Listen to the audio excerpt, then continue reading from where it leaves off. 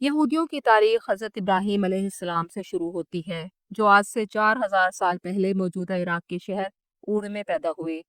اللہ کے حکم سے آپ نے کنعان ہجرت کی۔ کنعان وہ علاقہ ہے جہاں آج فلسطین اور اسرائیل موجود ہیں، اور یہیں کنعان سے ایک ایسے مذہب کا آغاز ہوا جسے یہودیت اور اس کے ماننے والوں کو یہودی کہا جاتا ہے۔ حضرت ابراہیم علیہ السلام کے دو بیٹے حضرت اسماعیل اور حضرت اسحاق علیہ السلام پیدا ہوئے۔ اللہ نے حضرت ابراہیم علیہ السلام کو بیٹے حضرت اسحاق اور پھر پوتے حضرت یعقوب کی بشارت فرشتوں کے ذریعے دی، اور حضرت اسماعیل اور حضرت اسحاق سے اللہ نے وعدہ کیا کہ میں تم دونوں کی اولاد میں برکت عطا فرما کر عظیم قوم بناؤں گا۔ اللہ نے اپنے منصوبے اور حکمت کے تحت حضرت اسماعیل علیہ السلام کو مکہ آباد کروایا، اور حضرت اسحاق علیہ السلام اپنے والد کے ساتھ فلسطین ہی رہے۔ حضرت اسحاق علیہ السلام کے بیٹے حضرت یعقوب علیہ السلام کا لقب اسرائیل تھا، جس کا مطلب تھا اللہ کا بندہ۔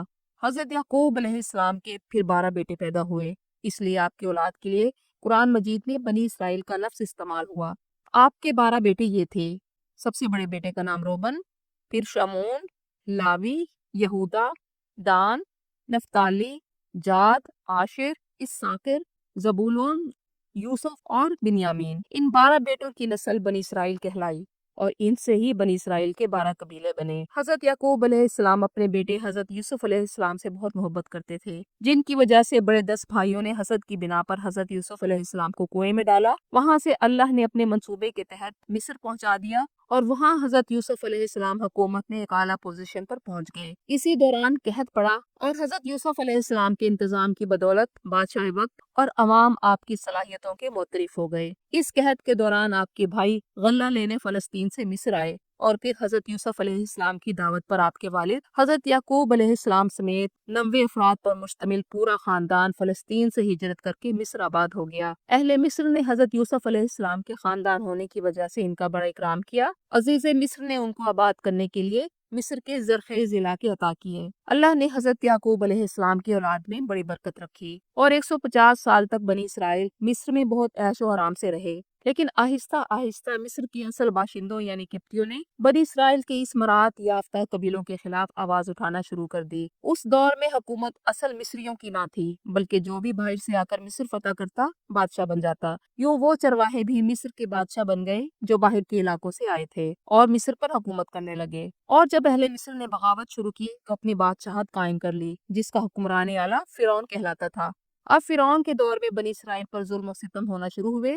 400 سال بنی اسرائیل کی سخت غلامی کے سال تھے۔ آخرکار حضرت یعقوب علیہ السلام کے تیسرے بیٹے لاوی کی نسل سے حضرت موسیٰ علیہ السلام پیدا ہوئے، اور بنی اسرائیل کو فرعون کی غلامی سے نجات دلوائی، اور معجزانہ انداز میں سمندر پھاڑ کر ان کے لیے راستہ بنایا، اور فرعون اپنی قوم سمیت پانی میں غرق ہو گیا۔ مصر سے نکل کر دریا عبور کر کے بنی اسرائیل صحرائے سینائی میں داخل ہوئے۔ اللہ نے قدم قدم پر معجزوں کے ساتھ بنی اسرائیل کی مدد کی۔ کھانے کو کچھ نہ تھا، من و سلوہ دیا۔ پینے کو پانی نہ تھا تو حضرت موسیٰ علیہ السلام کی عصا کی ایک ہی ضرب سے اللہ نے 12 قبیلوں کے لیے 12 چشمے بہا دیے۔ دھوپ میں چلتے تو بادل سایہ کرتے۔ پھر بنی اسرائیل کو اللہ نے حکم دیا کہ وہ فلسطین میں داخل ہوں، یہ ان کا ملک ہے، لیکن انہوں نے صاف انکار کر دیا کہ وہاں بڑی جابر قوم رہتی ہے۔ اے موسیٰ، تم اور تمہارا خدا جا کر لڑو، ہم یہاں بیٹھے ہیں۔ اس نافرمانی کی وجہ سے اللہ نے انہیں اس صحرا میں 40 سال تک بھٹکنے کی سزا دی۔ ان 40 سالوں میں حضرت موسیٰ علیہ السلام اور حضرت ہارون علیہ السلام کا انتقال بھی اسی صحرا میں ہوا۔ جب فرعون کی غلامی کرنے والی یہ نسل 40 سال بعد ختم ہو گئی تو اس کے بعد ایک نئی جنریشن پیدا ہوئی جو ایک آزاد سوچ کے حامل تھے۔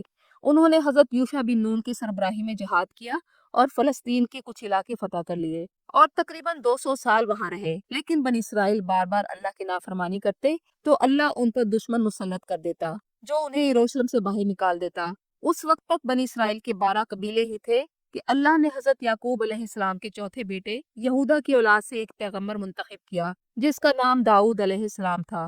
حضرت داؤد اور ان کے بیٹے حضرت سلیمان علیہ السلام کے دور میں بنی اسرائیل اپنے عروج پر پہنچے، اور یروشلم میں پہلا بیت المقدس یعنی ہیکل سلیمانی تعمیر ہوا۔ حضرت سلیمان علیہ السلام کی وفات کے بعد آپ کے بیٹے اور جانشین رابعام بن سلیمان جب تخت پر بیٹھے تو اس وسیع سلطنت کو نہ سنبھال سکے، اور یوں بنی اسرائیل کے ان 12 قبیلوں کی آپس میں لڑائی شروع ہو گئی، اور حضرت سلیمان علیہ السلام کی سلطنت 2 حصوں میں تقسیم ہو گئی۔ ایک شمالی ریاست بنی جس کا نام اسرائیل تھا، اور اس کا دارالحکومت سامریہ تھا، جس میں 10 قبائل شامل تھے جنہوں نے رہبام بن سلیمان کو چھوڑ دیا، اور دوسری جنوبی ریاست یہودا بنی جس کا دارالحکومت یروشلم تھا، اور اس میں حضرت یعقوب علیہ السلام کے بیٹے یہودا اور بنیامین کی نسل سے تعلق رکھنے والے 2 قبائل شامل تھے جو رہبام بن سلیمان کے ساتھ رہے، اور یہی وہ ریاست تھی جہاں بیت المقدس تھا۔ تقسیم ہونے کے بعد بنی اسرائیل کی طاقت کمزور پڑ گئی۔ 722 قبل مسیح میں آشوریوں نے شمالی اسرائیل پر حملہ کر دیا اور فتح حاصل کر لی، اور حضرت یعقوب علیہ السلام کی اولاد کی نسل کے یہ 10 قبیلے جان بچا کر دنیا کے مختلف حصوں میں آباد ہو گئے اور جلا وطن ہو گئے۔ یہودا اور بنیامین کے قبیلے یروشلم میں رہ گئے۔ یہودا قبیلہ غالب رہا، اس لیے انہیں یہودی کہا جانے لگا۔ آج کل یہودی برادری بنیادی طور پر انہی 2 قبائل کی اولاد سمجھی جاتی ہے، جن میں حضرت یعقوب علیہ السلام کے تیسرے بیٹے لاوی کی نسل کے لوگ بھی شامل ہو گئے جو یہودی عبادات میں کاہن کے طور پر خدمات سر انجام دیتے تھے۔ بنی اسرائیل کی ان گمشدہ 10 قبائل کے بارے میں بہت تحقیقات کی گئی۔ کچھ تاریخ دان کہتے ہیں کہ ان کی نسل افغانستان، پاکستان، کشمیر کے کچھ علاقوں میں پشتونوں کی شکل میں موجود ہے، کہ پشتونوں اور یہودیوں کے بعض روایات اور رسم و رواج میں مماثلت پائی جاتی ہے۔ کچھ قبائل ایتھوپیا میں آباد ہوئے جہاں ایک مشہور یہودی گروہ فلاشہ موجود ہے۔ کہا جاتا ہے یہ حضرت یعقوب علیہ السلام کے 5ویں بیٹے دان کی نسل کے لوگ تھے۔ یہ لوگ صدیوں تک حبشہ، جسے موجودہ ایتھوپیا کہا جاتا ہے، یہاں آباد رہے، اور 1980-90 کی دہائی میں اسرائیل نے کئی خفیہ آپریشنز کر کے انہیں اسرائیل منتقل کیا اور اسے آپریشن موسس کا نام دیا۔ آج تقریباً 1.5 لاکھ فلاشہ یہودی اسرائیل میں آباد ہیں۔ کہا جاتا ہے کہ نائجیریا میں ایبو قبیلہ اور زمبابوے میں لیمیا قبیلہ اپنے آپ کو بنی اسرائیل کہتے ہیں، اور جب زمبابوے کے اس لیمیا قبیلے کے ڈی این اے ٹیسٹ ہوئے تو پتہ چلا کہ ان کے آباء و اجداد مشرق وسطیٰ سے تعلق رکھتے تھے۔ بنی اسرائیل کے ان گمشدہ قبائل کے بارے میں کچھ مورخین کا کہنا ہے کہ کچھ قبائل اسیریا کے دور میں ایران اور عراق میں آباد ہو گئے۔ آہستہ آہستہ ان کا کلچر اور مذہب بدل گیا اور یہ قبائل دوسری قوموں میں ضم ہو گئے۔ جنوبی افریقہ کے کچھ قبائل نے بھی اپنے آپ کو بنی اسرائیل کے گمشدہ قبیلوں کی اولاد قرار دیا۔ بنی اسرائیل کے ان گمشدہ قبائل کے بارے میں ایک برطانوی مورخ اور مصنف ٹیوڈر پافٹ نے دی لوسٹ ٹرائبز آف اسرائیل کے نام سے ایک کتاب لکھی، جس کے لیے انہوں نے دنیا کے دور دراز خطوں کا سفر کیا اور ان قبیلوں سے خود جا کر ملے جنہوں نے یہ دعویٰ کیا تھا کہ وہ بنی اسرائیل کی اولاد ہیں۔ تاہم ابھی تک کوئی حتمی تاریخی یا سائنسی ثبوت نہیں ملا جو کسی ایک گروپ کو ان 10 گمشدہ قبائل سے منسلک کر دے۔ آج دنیا میں جتنے بھی یہودی ہیں یہ حضرت یعقوب علیہ السلام کے دونوں بیٹوں یہودا اور بنیامین کی نسل سے ہیں، جو کہ بنی اسرائیل کا ایک حصہ ہے، اور یہودا قبیلہ ہمیشہ طاقتور رہا، اسی وجہ سے انہیں یہودی کہا جانے لگا۔ تاہم یہودیوں کا عقیدہ ہے کہ بہت جلد ان کا مسیح آئے گا اور تمام قبائل پھر جمع ہوں گے۔ بعض مفسرین کے مطابق اللہ نے سورۃ بنی اسرائیل میں اس طرف اشارہ کیا۔ سورۃ بنی اسرائیل کی آیت نمبر 104 میں اللہ تعالیٰ نے فرمایا، اور اس کے بعد ہم نے بنی اسرائیل کو حکم دیا کہ تم لوگ زمین میں آباد ہو جاؤ، اور پھر جب پچھلے وعدے کا وقت آئے گا تو ہم تم سب کو سمیٹ کر لے آئیں گے۔ 1948 میں اسرائیل کے قیام کے بعد دنیا بھر سے یہودی اسرائیل آنا شروع ہو گئے۔ اسرائیلی حکومت آج بھی کھوئے ہوئے قبائل کی تلاش میں ہے، اور جو لوگ اپنے یہودی ہونے کا ثبوت دیتے ہیں انہیں اسرائیل میں آباد کر دیا جاتا ہے۔ یہودی یہی سوچ رکھتے ہوئے گریٹر اسرائیل بنانے کا خواب دیکھ رہے ہیں، جس میں وہ موجودہ اسرائیل کے ساتھ ساتھ اردن کا پورا علاقہ، پورا لبنان، شام کا بڑا حصہ، عراق کا کچھ حصہ اور مصر کا صحرائے سینا شامل کرنا چاہتے ہیں۔ ہو سکتا ہے یہودیوں کے عذاب یا اجتماعی سزا کے لیے یہ قدرت کی طرف سے کوئی پلان ہو۔ تاہم یہ قوم حضرت عیسیٰ علیہ السلام کی تکذیب کر کے اور رسول اللہ صلی اللہ علیہ وآلہ وسلم کی رسالت کو جھٹلا کر ایک بڑے عذاب کے مستحق ہو چکی۔